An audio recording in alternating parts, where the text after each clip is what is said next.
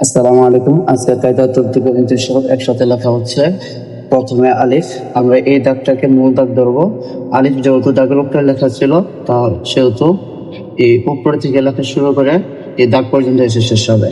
আলিফ বা ঘরের মাঝখান থেকে লেখা শুরু হয়ে ঘরের মাঝখানে উঠে যাবে। বা তদ্রুপভাবে তা ঘরের মাঝখান থেকে শুরু হয়ে ঘরের মাঝখানে শেষ হবে।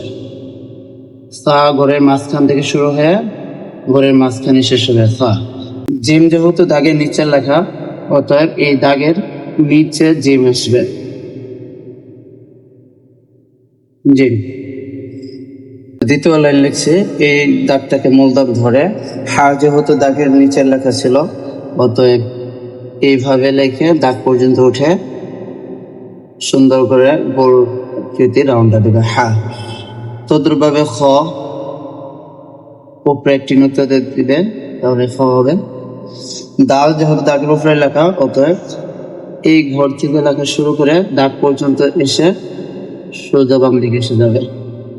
অনুরূপভাবে গাল উপরে একটি নৃত্য দিবে। র মাথাটা দাগের উপরে থাকবে আর বাকি অংশ দাগের নিচে, অতএব এই জায়গা থেকে লেখাটা শুরু করে বাকি অংশটা দাগের নিচে। 3 নম্বর লাইন, এই দাগটাকে মূল দাগ ধরা হচ্ছে।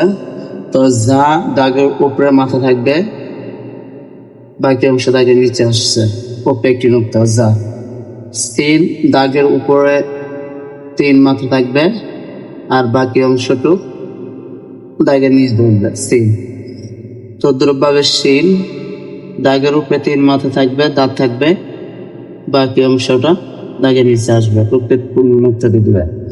সদ দাগের উপরে মাথা থাকবে, বাকি পেটটা দাগের নিচে এসে যাবে। অনুরূপভাবে ত দাগের উপরে মাথা থেকে বাকি অংশ দাগের নিচে আসবে, উপরে একটু নুক্তা দিবে। এবার এই দাগটাকে মূল দাগ ধরা হচ্ছে।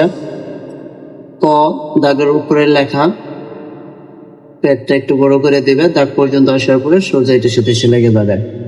অনুরূপভাবে ভ দাগের উপরে থেকে লেখা শুরু করে দাগ পর্যন্ত এসে পেটটাকে একটু বড় করে দিয়ে দাগ পর্যন্ত এসে এই দাগের সাথে লেগে দিয়েও পেটটি মুক্ত দিতে হবে।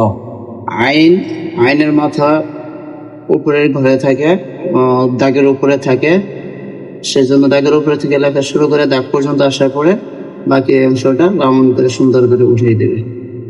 আইন অনুরূপভাবে বইন উপরের মাথাটা দিয়ে নিচের অংশটা রাউন্ড করে দেবে, উপরে একটু নিতে দেবে। বইন ফা ঘরের মাঝখানে লেখা, অতএব মাঝখান থেকে লেখা শুরু করে দাগ পর্যন্ত এসে বাকিটুক বার মতো করে উঠিয়ে দিবে, উপরে একটু মুক্ত দিয়ে দিবে। অফ দাগ থেকে লেখা শুরু হয়, বাকি অংশটা দাগের উপর উঠবে আর সম্পূর্ণ দাগের নিচ দিয়ে এসে এভাবে উপরে উঠে যাবে, উপরে দুইটা নিতে দিবে, মাথাটাকে রাউন্ড করে ধরার করে দেওয়া যায়। কাফ দাগের উপরে লেখা, অতএব উপরে থেকে লেখা শুরু করে এই দাগ পর্যন্ত আসার পরে এভাবে উঠিয়ে দিবে, মাঝখানে এইভাবে পেস্টটা দিয়ে দিবে, অথবা শুধু এস এর মতো পেস দেওয়া যায়। লাম যেহেতু দাগের উপরে লেখা, দাগের নিচেরও লেখা, সেজন্য এই দাগের উপরে থেকে লেখা শুরু করে দাগের নিচ পর্যন্ত এসে এভাবে রাউন্ড করে উঠাই দিবে। মিম দাগ থেকে লেখা শুরু করে অর্ধঘর থেকে আবার এই দাগে আসবে, একটু রাউন্ড হয়ে আসবে, আসার পরে এই দাগে আসার পরে বাকি অংশটা বাম দিকে এসে আলিফ হয়ে যাবে। এখন একটা মিম এভাবে লেখা শুরু করে এদিকে এসে আলিফটা এভাবে আসবে। নুন দাগের উপরে লেখা, মাথাটা দাগের উপরে, বাকি অংশটা দাগের নিচে আসবে। নুন ওয়াও দাগ থেকে লেখা শুরু করে মাথাটা দাগের উপর উঠবে, বাকি অংশ রজার মতো দাগের নিচে আসবে, ঘরটা মাথাটা ভরাট করতে হবে। হা দাগের উপরে লেখা, অর্থাৎ দাগের উপরে থেকে লেখা শুরু করে রাউন্ড করে এসে দালের মতো আবার দাগের উপরে লিখে যাবে। হামজা মাথা দাগের উপরে থাকবে আর লেজটা বাকি অংশটা দাগের নিচে আসবে।